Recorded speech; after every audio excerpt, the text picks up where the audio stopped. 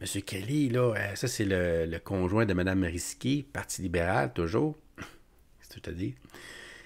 Il va nous apprendre là, qu'une facture pour une compagnie, mettons, de 5 000 $ par mois, là, en ce moment que ça coûte ça, c'est pas long, là. Les restaurants, les cuisines à fond, la caisse, là, ça peut coûter cher, ça, là. Je te donne un exemple comme ça, mais ça peut être bien plus cher que ça. C'est une industrie industrielle. C'est ça, c'est de l'industriel. Ça peut coûter encore plus cher que ça par mois, là. Mais il dit, mettons une facture de 5 000 par mois, là, il dit qu'en 2035, pas 2135, en 2035, ça va coûter la même chose, là, pour la même énergie, 12 000 $ par mois.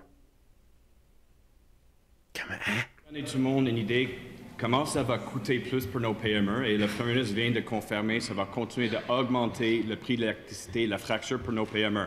Une entreprise, une PME qui paye présentement une fracture mensuelle de 5 000 $ en 2024, ça va augmenter en 2035 à environ 12 000 $.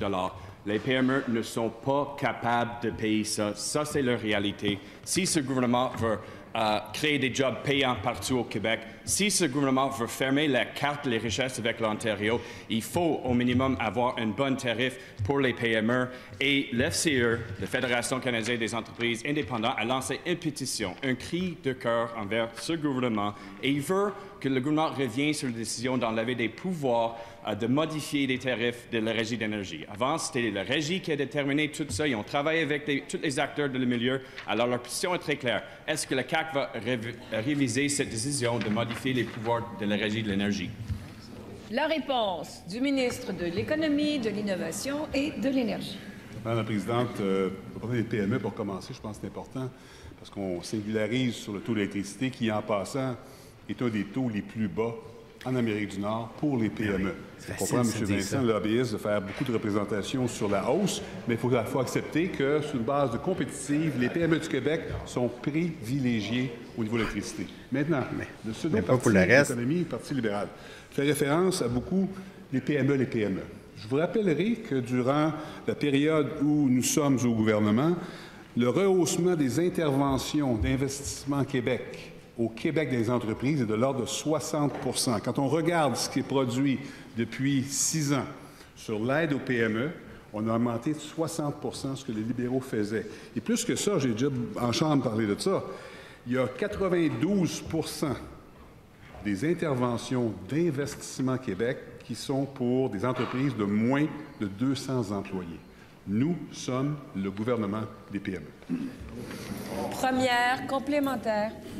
Je ne pense pas qu'il y ait beaucoup de PME qui sont nécessairement d'accord quand ils regardent la situation avec les tarifs. Selon une étude de la Fédération canadienne des entreprises indépendantes, le plan d'action de Hydro-Québec aura comme impact d'augmenter de 2,5 fois leur fracture d'électricité. C'est vraiment une augmentation majeure. On ne peut pas être capable d'agrandir notre économie dans la région avec des tarifs comme ça. Alors, est-ce que le ministre va répondre positivement à la demande de l'FCEI et permettre la Régie de l'énergie d'établir annuellement les tarifs d'électricité? La réponse du ministre. Je trouve, Madame la Présidente, un peu surprenant de voir le Parti libéral qui a littéralement saccagé les PME avec la fermeture des CLD, nous faire le discours aujourd'hui qu'on ne s'occupe pas des PME. Je trouve ça désolant, je trouve ça la science-fiction. Vous pouvez parler peut-être? Alors écoutez, il y a un projet de loi qui va être déposé bientôt, quand mon collègue va me permettre de le faire, qui va permettre de regarder comment est-ce qu'on va organiser le triangle. On a le triangle qui est le gouvernement, la Régie de l'énergie, Hydro-Québec. Alors moi, j'ai des bonnes nouvelles qui s'en viennent. J'ai très hâte de pouvoir...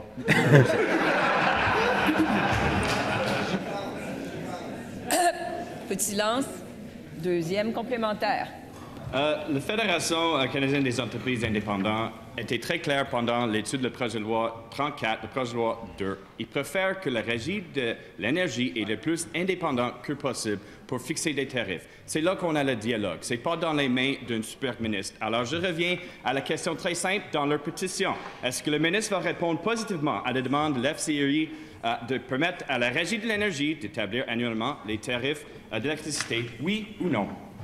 Et je vous rappelle qu'on s'interpelle par notre titre. Il s'agit du ministre de l'Économie, de l'Innovation, de l'Énergie.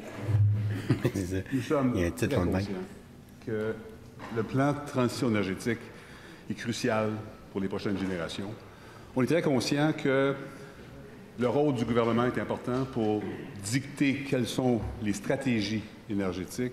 Il est très important qu'Hydro-Québec puisse augmenter de façon pérenne et responsable, comme Énergie, comme d'autres, Hydro-Québec n'est pas seul, la production d'électricité et le rôle de la Régie d'énergie qui doit être le contrepoids. Alors, je ne veux pas faire outrage au Parlement, je ne veux pas divulguer ce qui va se passer, mais je dirais aux députés de rester à l'écoute. Les choses s'en viennent, c'est des bonnes nouvelles.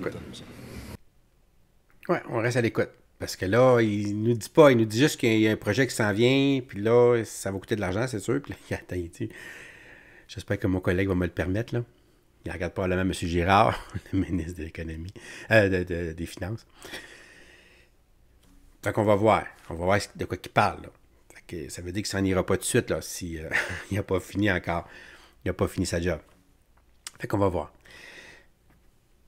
Fait que je dois te montrer là, tout le côté là, du plan, la vision de la CAQ pour ce qui est d'énergie, comment est-ce qu'il voit Hydro-Québec, qu'il ne sait pas, il ne veut pas le vendre, il veut que ça reste vraiment un fleuron, que ça reste notre vache à lait, puis qu'on puisse s'enrichir avec Hydro-Québec. C'est ça le but du gouvernement. Fait que ça, dans ce sens-là, moi je suis d'accord, tu sais. Je voudrais pas entendre de dire, nous autres, là, ça coûte trop cher. Puis on va mettre des compagnies, là. C'est les compagnies qui vont gérer ça. Ils vont pouvoir investir des milliards. Puis ils sont encore plus gros que les États. Puis ils vont venir nous diriger, genre. Là, hey, non. Ils vont prendre notre investissement qu'on a pris, là, qui coûterait des yeux de la tête aujourd'hui.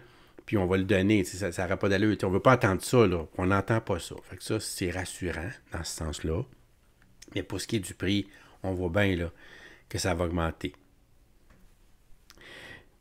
On parlait des appels d'offres tantôt, que là, il abolit les appels d'offres, que ça va être juste la régie qui va checker si les prix seront bons, mais ça sera ça, c'est lui garde-fou. Il n'y aura plus de question d'appel d'offres, ce qui va réduire considérablement le temps que ça prend pour faire des projets. C'est ça l'idée.